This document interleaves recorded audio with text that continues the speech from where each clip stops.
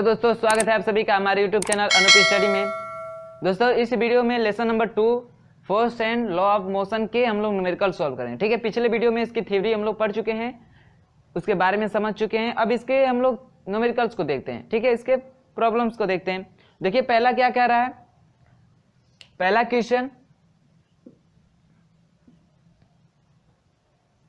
कह रहा है कि साइकिल चालक को वर्तुलीय गति में झुकाना चाहिए। यानी कोई साइकिल चालक है, साइकिल चला रहा है तो वर्तुल्य गति मतलब घुमावदार गति में। जैसे मान लीजिए ऐसे साइकिल चालक ऐसे जा रहा है और उसको वर्तुल्य गति करना है यानी घुमावदार गति करना है, तो उसको किस तरफ झुकना चाहिए।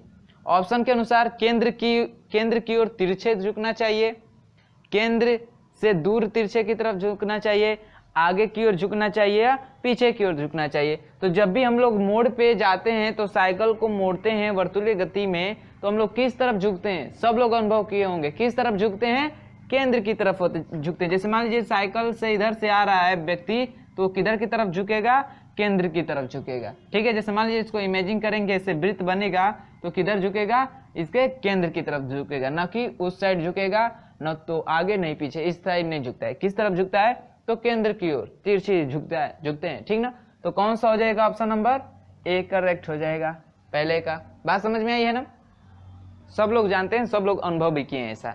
ठीक है, आगे देखिए दूसरा कह रहा है किसी वस्तु के लिए अभिकेंद्र बल का मान होगा। अभिकेंद्र बल का मान कितना होता है, दूसरा क्वेश्चन। अभिकेंद्र बल कब लगता है अभिकेंद्र बल, जब कोई वस्तु किसी वृत्ताकार पथ पे गति करती। जैसे मान लीजिए यहीं पे हम लोग को मोड़ना था, तो यहाँ पे कौन सा बल लगता है, अभिकेंद्र बल, जिसकी दिशा किधर होती है, उसके केंद्र की तरफ होती है। ठीक है, उसके केंद्र की तरफ होती है। और उसका मान कितना होता है अभिकेंद्र बल का, एफ का मान कितना होता है, m इंटू ए होता है। ए के जगह पे हम लोग क्या लिखते हैं, v²/r, यही होता है ना हम लोग का अभिकेंद्र बल। ठीक है, इतना ही होता है।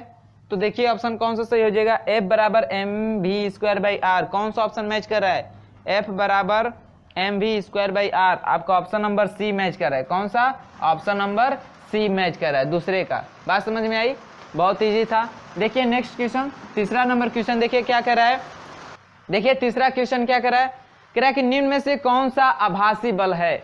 आभासी बल मतलब जिसकी हम लोग कल्पना करते हैं, यानी जिसको इमेजिन करते हैं कि हाँ ऐसा बल लगता होगा। ठीक है, ऑप्शन देखिए, अभिकेंद्र बल, अपकेंद्री प्रतिक्रिया बल, अपकेंद्र बल और प्रबल नाभिकीय बल। तो मैंने बताया था ना थ्योरी में ही, अभिकेंद्र बल और अपकेंद्र बल बताया था।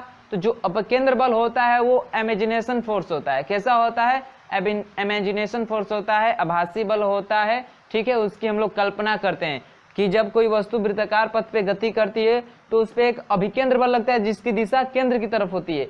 लेकिन हम लोग एक ऐसा बल का अनुभव करते हैं जिसकी डायरेक्शन इससे विपरीत दिशा में यानी वृत्त से बाहर की तरफ होती है, और उसी बल को हम लोग अपकेंद्र बल बोलते हैं। यानी तीसरे का ऑप्शन नंबर कौन सा सही है, ऑप्शन नंबर सी करेक्ट है। तीसरे का कौन सा बल होता है, तो अपकेंद्र बल, अपकेंद्र बल। ठीक है, सेंट्रीफ्यूगल फोर्स होता है। इतना क्लियर है। चौथा देखिए, चौथा क्वेश्चन ये क्या कह रहा है, कह रहा है कि वायुयान खड़े लूप में हवाई करतब दिखा सकता है। ठीक है, वायुयान खड़े लूप में हवाई करतब दिखा सकता है। ऑप्शन ए कह रहा है गुरुत्व के कारण, बी कह रहा है अभिकेंद्र बल के कारण, सी कह रहा है भार के कारण, और डी कह रहा है अपकेंद्रीय बल के कारण। ठीक है, तो जो चौथे का ऑप्शन नंबर डी है, अपकेंद्रीय बल के कारण। इसी कारण जो होते हैं हवाई जहाज वो खड़े लूप में अपना करतब दिखाते हैं। ठीक है, खड़े लूप में क्या करते हैं, अपना करतब दिखाते हैं। कौन से, तो अपकेंद्रीय बल के कारण। किसके कारण, अपकेंद्रीय बल के कारण। ठीक है, तो चौथे का ऑप्शन नंबर कौन सा सही हो जाएगा, ऑप्शन नंबर डी। यही अपकेंद्रीय बल के कारण ही जो हवाई जहाज होते हैं वो अपने करतब को दिखाते हैं। ठीक है, चलिए नेक्स्ट देखिए, चौथा हो गया। 5 नंबर क्वेश्चन देखते हैं। कौन सा, 5 नंबर का क्वेश्चन कह रहा है दूध को मथने से क्रीम के अलग होने का कारण है। मैंने ये भी बताया था, इसका भी कारण क्या है, अपकेंद्र बल ही है। कौन सा है, अपकेंद्र बल ही है। मक्खन निकालने का अपकेंद्र बल ही कारण है। ठीक है, अपकेंद्र बल कौन सा ऑप्शन सही हो जाएगा? देखिए पांचवे का ऑप्शन कौन सा सही हो जाए? अब केंद्र बल कौन सा ऑप्शन दे रहा है? ऑप्शन नंबर बी, यानी पांचवे का ऑप्शन नंबर बी क्या होगा? करेक्ट होगा। ठीक है, चलिए नेक्स्ट देखिए 6 नंबर क्वेश्चन। 6 नंबर क्वेश्चन क्या कह रहा है? कह रहा है कि किसी वस्तु की स्थिर अवस्था में संवेग होता है। स्थिर अवस्था में संवेग होता है, 6वां क्वेश्चन, ये तो सब लोग बता सकते हैं। कह रहा है वस्तु स्थिर अवस्था में है, मतलब विरामावस्था में, यानी उसका वेग क्या होगा? शून्य होगा। पूछ रहा है संवेग, संवेग बराबर क्या होता है? m इंटू वी होता है। जब उसका वेग ही शून्य है तो क्या होगा? उसका संवेग क्या होगा? शून्य होगा। क्या होगा? शून्य होगा। तो कौन सा ऑप्शन सही हो जाएगा? 6वें का ऑप्शन नंबर ए करेक्ट हो जाएगा। क्या? शून्य होगा। ऑप्शन नंबर ए क्या होगा? करेक्ट होगा। बात सिंपल सी थी भाई। संवेग बराबर होता है m इंटू वी, वेग होना चाहिए, और जब वो स्थिर है इसका मतलब विरामावस्था में उसमें कोई वेग नहीं है, यानी वेग शून्य है, तो उसका वेग शून्य है तो संवेग क्या होगा? शून्य होगा। बात समझ में आई होगी, नोट करिएगा सबको। फिर हम लोग देखते हैं 7वां नंबर क्वेश्चन।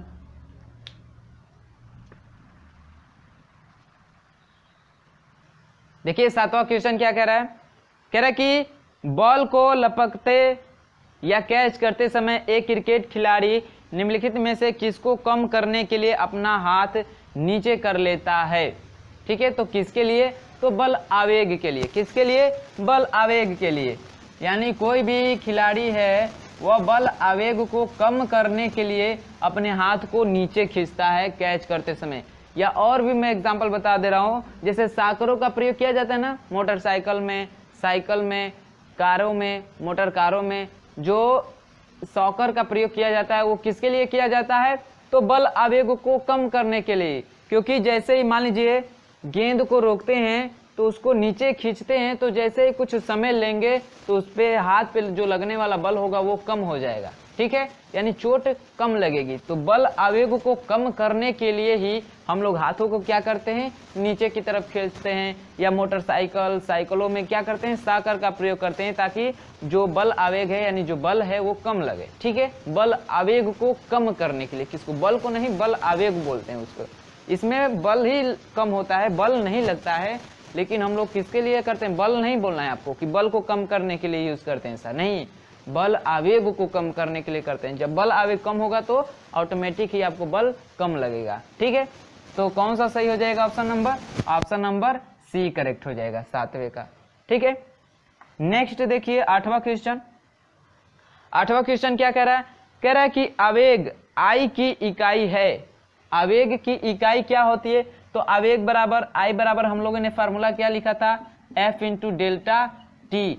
F का मात्रक क्या होता है? न्यूटन, और T का मात्रक क्या होता है? सेकेंड। यानी न्यूटन इंटू सेकेंड किसका मात्रक होता है? आवेग का। तो देखिए ऑप्शन कौन सा सही हो रहा है? न्यूटन इंटू सेकेंड, जो कि आपका ऑप्शन नंबर बी करेक्ट हो रहा है। ठीक है, ऑप्शन नंबर बी।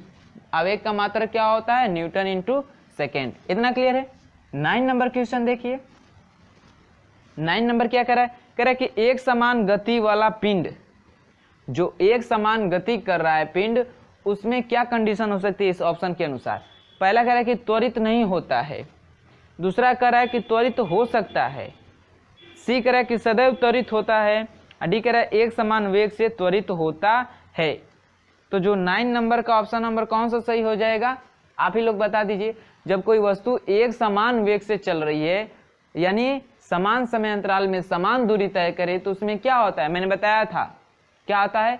एक समान, यानी उसका वेग जो होता है नियत होता है, अर्थात उसमें त्वरण क्या होता है? शून्य होता है, यानी वह त्वरित नहीं होती है, उसमें त्वरण नहीं होता है। ठीक है, जब एक समान वस्तु कोई एक समान गति से चल रही है, कोई भी वस्तु हो एक समान गति से चल रही है, यानी समान समय अंतराल में समान दूरी तय कर रही है, तो उसमें त्वरण उत्पन्न नहीं होता। क्यों नहीं होता है? क्योंकि उस वेग में परिवर्तन ही नहीं होगा, तो उसमें त्वरण उत्पन्न नहीं होगा, अर्थात त्वरित नहीं होती है। तो ऑप्शन कौन सा सही हो जाएगा? 9 का ऑप्शन नंबर ए करेक्ट हो जाएगा। त्वरित नहीं होती है, त्वरित नहीं होती है। बात समझ में आई होगी? बहुत अच्छा। 10 नंबर देखिए, 10 नंबर क्वेश्चन देखिए। 10 नंबर क्वेश्चन क्या कह रहा है? कह रहा है कि यदि किसी कण का वेग समय ग्राफ y बराबर mt प्लस c द्वारा निरूपित हो तो कण चल रहा है। ठीक है, यानी ग्राफ बनाया है आपका। ठीक, और ये हो गया हम लोग का एक्स एक्सिस, ये हो गया वाई एक्सिस।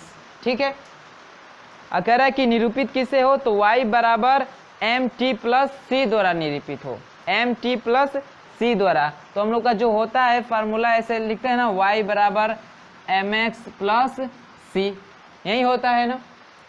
ठीक है, अर्थात अब जो हम लोग को क्वेश्चन में दिया है, क्या दिया है, y बराबर एम टी प्लस सी दिया है।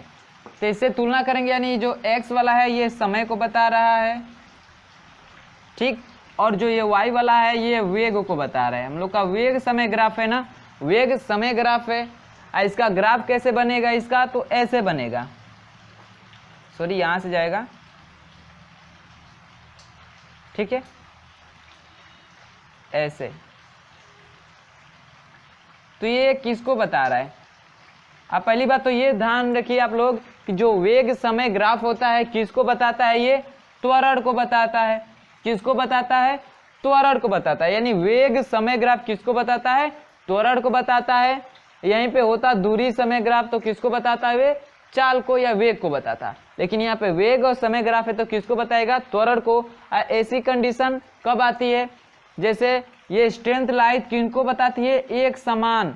अब ये त्वरण हो चाल हो, यानी दूरी बटा समय ग्राफ होता तो किसका होता, एक समान चाल को बताता।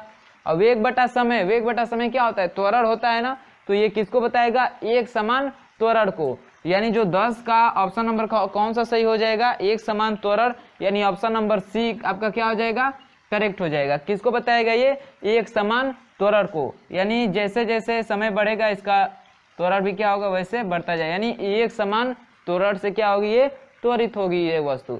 अब वेग समय ग्राफ किसको बताता है, त्वरण को ही बताता है। ठीक है, इतना क्लियर है, नोट करिएगा। फिर देखते हैं आगे 11 नंबर क्वेश्चन।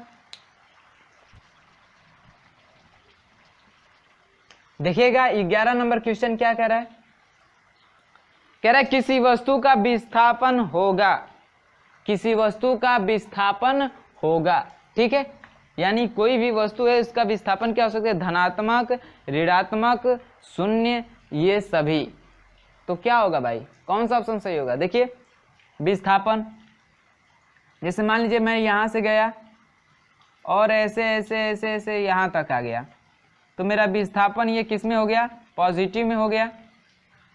ठीक, अब मैं यहाँ से गया ऐसे ऐसे, ठीक है, और फिर लौटते हुए इसी मार्ग पे यहाँ से गया और फिर यहाँ तक चला आया। तो मेरा प्रारंभिक बिंदु यहाँ पे था, अंतिम बिंदु यहाँ पे, तो यहाँ पे जो विस्थापन है वो क्या है, ऋणात्मक है। देखिए मैं यहाँ से चलना शुरू किया और ऐसे जाते जाते फिर मैं यहीं पे आके क्या हो गया, रुक गया। तो यहाँ पे विस्थापन क्या है, शून्य है, शून्य है। तो हम लोग का देख रहे हैं कि जो विस्थापन है पॉजिटिव भी हो रहा है, निगेटिव भी हो रहा है, शून्य भी हो रहा है। अर्थात ये सभी, यानी जो विस्थापन होता है धनात्मक, ऋणात्मक और शून्य सभी होता है। तो 11 का ऑप्शन नंबर कौन सा सही हो जाएगा, 11 का ऑप्शन नंबर आपका कौन सा करेक्ट हो जाएगा, ऑप्शन नंबर डी। ठीक है, जो विस्थापन होता है, विस्थापन वो क्या होता है, पॉजिटिव भी होता है, निगेटिव भी होता है, शून्य भी होता है। ठीक है, अर्थात तीनों होता है, इसका मतलब ऑप्शन नंबर डी करेक्ट है, ये सभी। आज ज्यादातर ये सभी वाला ऑप्शन आता है जितने भी क्वेश्चन में, ये सभी या दो ऑप्शनों को देता है, ए व बी दोनों।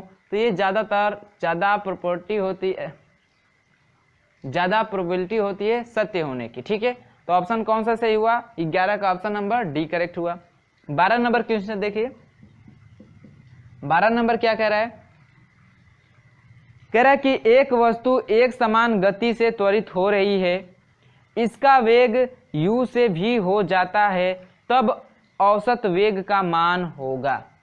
ठीक है, औसत वेग का मान होगा।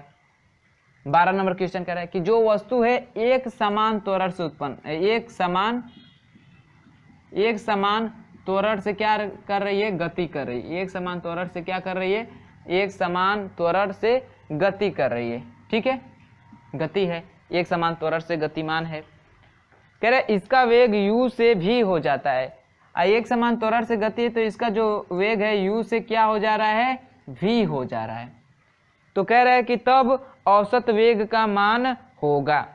ठीक है, तो हम लोग औसत कैसे निकालते हैं, जितनी भी संख्या दे रहती है सबको जोड़ के और कितनी संख्या है उसका औसत निकालते हैं। तो औसत जो वेग होगा, औसत वेग वो कितना हो जाएगा, तो पहला वेग भाई u है प्लस दूसरा वेग v हो जा रहा है, कितनी संख्या 1 2 से डिवाइड कर दीजिए। ऐसे ही औसत निकालते हैं ना, तो जो उसका औसत है वेग होगा वो कितना होगा, u प्लस v अपान 2।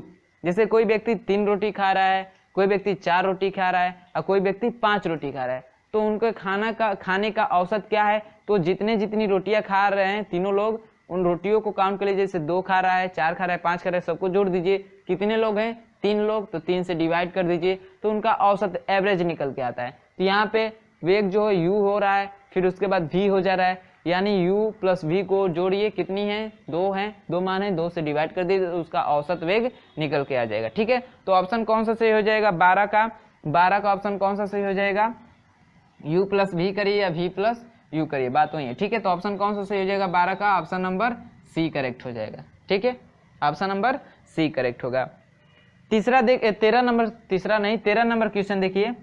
अभी मैंने बताया भी था कि जो वेग समय ग्राफ की प्रवणता दर्शाती है। अभी मैंने कौन से क्वेश्चन में, 10 नंबर क्वेश्चन में वेग समय ग्राफ को बताया था कि ये किसको प्रदर्शित करता है।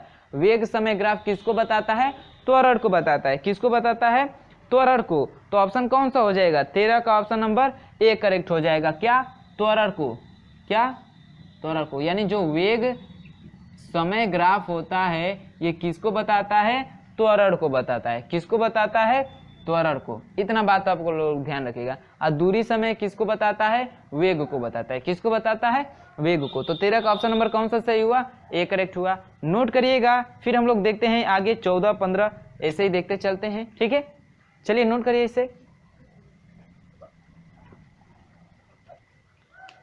देखिए 14 नंबर क्वेश्चन क्या कह रहा है, कह रहा है निम्नलिखित में से सत्य है, सत्य को ढूंढना है, कौन सा सत्य है।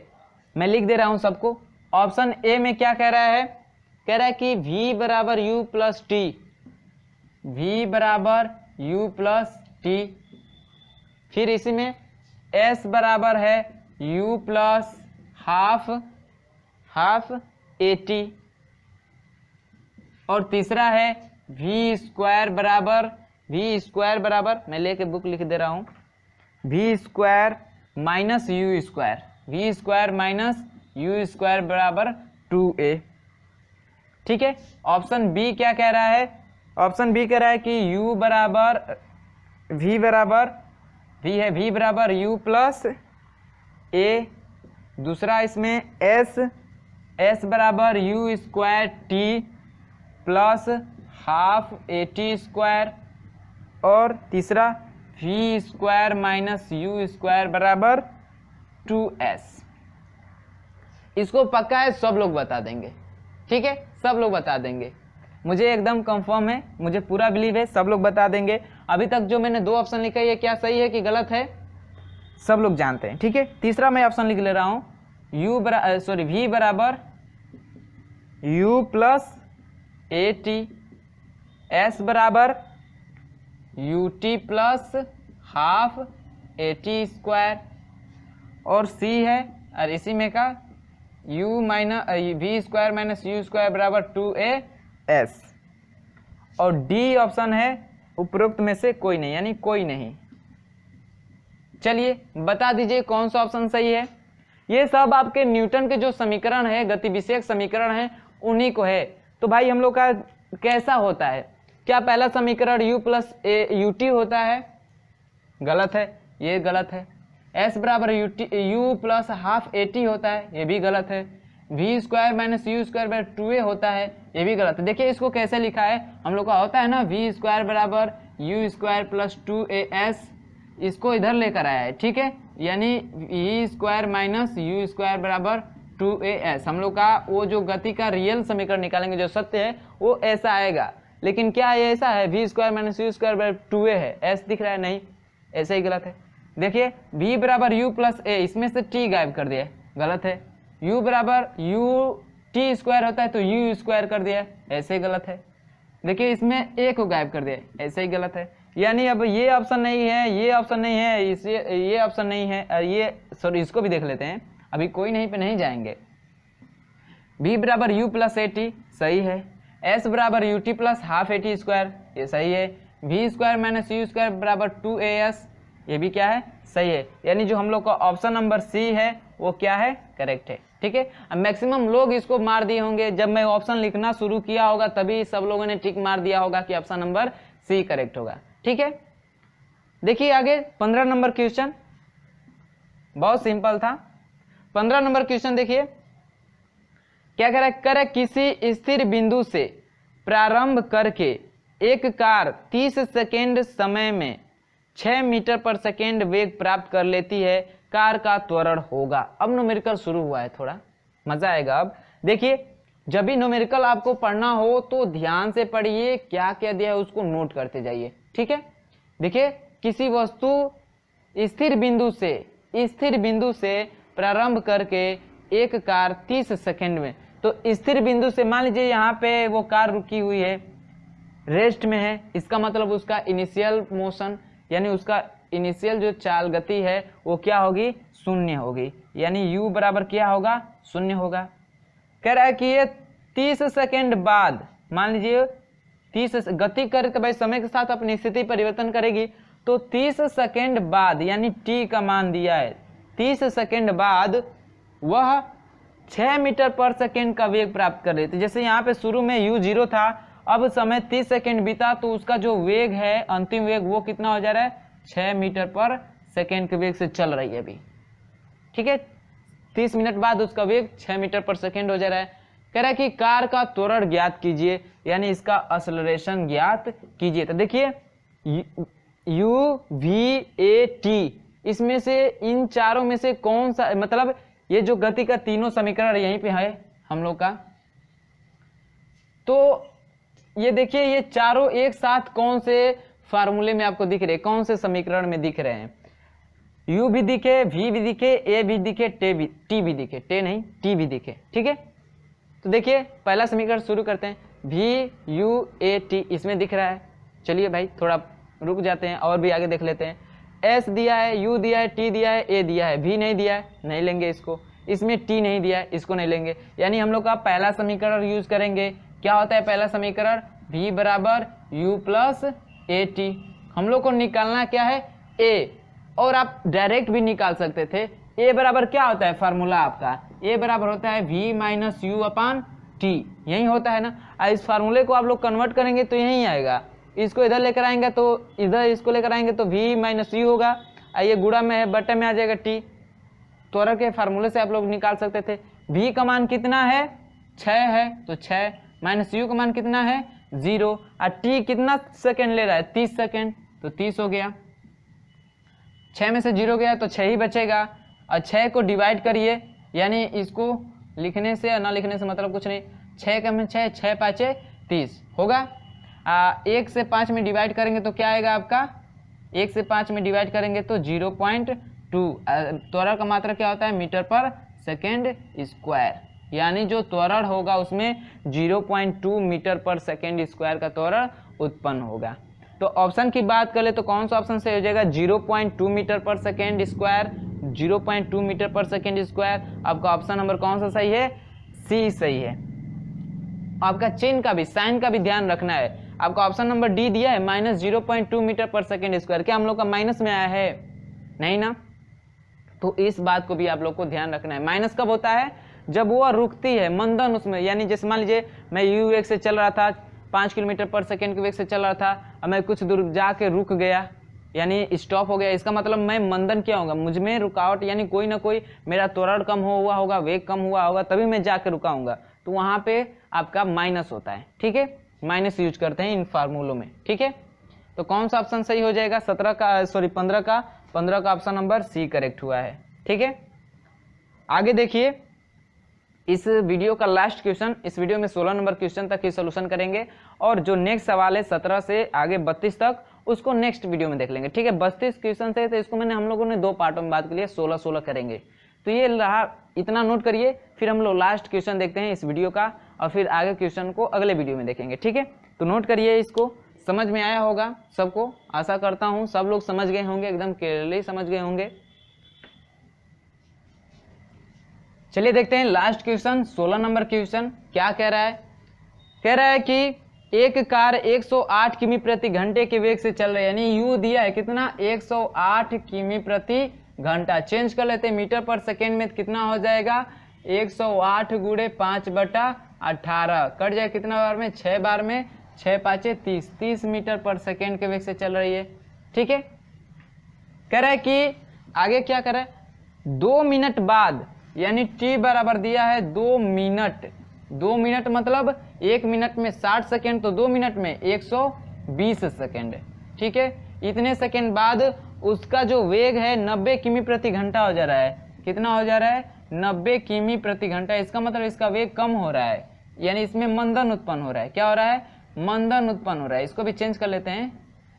ठीक है, 18 5 90, 5 5 25 मीटर पर सेकेंड के वेग से चल रहा है।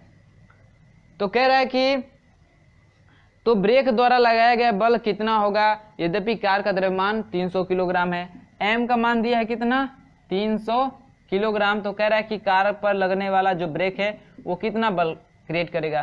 तो F बराबर हम लोग का फार्मूला क्या होता है m इंटू ए। m मालूम है, a नहीं मालूम है, तो a निकाल सकते हैं। देखिए दोनों वेग भी दिया है, u भी दिया है, t भी दिया है। तो जो a होता है वेग परिवर्तन की समय दर को ही वेग बोलते हैं।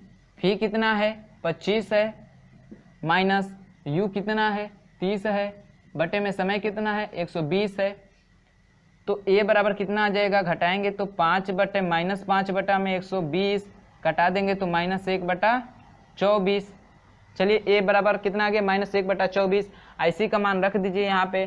तो F बराबर m का मान कितना है 300 गुणे -1/24। IC को डिवाइड करना है। ठीक है, तो कटाइए, तो पहले छोटा कर लेते हैं कटाकर। 6 5 30 और कितना 6 चौके 24, 4 बार में कटेगा। ठीक है, अब इसको -5/4 डिवाइड करना है। कितनी बार भाग जाएगी 4 एक कम में 4, एक बार गई, कितना हुआ 10 बचेगा। कितना आ जाएगा 4 दूना 8, 10 में से 8 गया 2, पॉइंट लगाएंगे 20 हो जाएगा, 4 5 20, तो -12.5 बल का मात्रक न्यूटन, बल का मात्रक न्यूटन। यानी जो ब्रेक द्वारा बल लगेगा वो कितना लगेगा -12.5 न्यूटन का। तो ऑप्शन की बात कर ले तो कौन सा सही हो जाएगा 16 का ऑप्शन नंबर आपका डी क्या हो जाएगा, करेक्ट हो जाएगा। ऑप्शन नंबर कौन सा सही होगा, ऑप्शन नंबर डी। बात सबको समझ में आई होगी। तो ये रहा इस वीडियो का लास्ट क्वेश्चन। पसंद आया होगा ये वीडियो तो वीडियो को लाइक करिए, ज़्यादा पसंद आएगा तो अपने दोस्तों में शेयर करिए, और जो लोग चैनल पे नए हैं वो चैनल को सब्सक्राइब करके हमारे साथ जुड़ जाइए, ताकि जितने भी हम लोग वीडियो अपलोड करें उसके नोटिफिकेशन आपको समय से मिलते रहें। और कब समय से मिलेगा, जब सब्सक्राइब करते समय बेल आइकन को प्रेस करके ऑल नोटिफिकेशन का ऑप्शन ऑन करेंगे तब। ठीक है, तो चलिए इसका जो बाकी सवाल है 16 क्वेश्चन, ठीक है 16 तक तो सॉल्व कर लिए, और 16 बचा हुआ है, तो उसको हम लोग अगले वीडियो में देखते हैं। ठीक है, तब तक के लिए बाय बाय, धन्यवाद।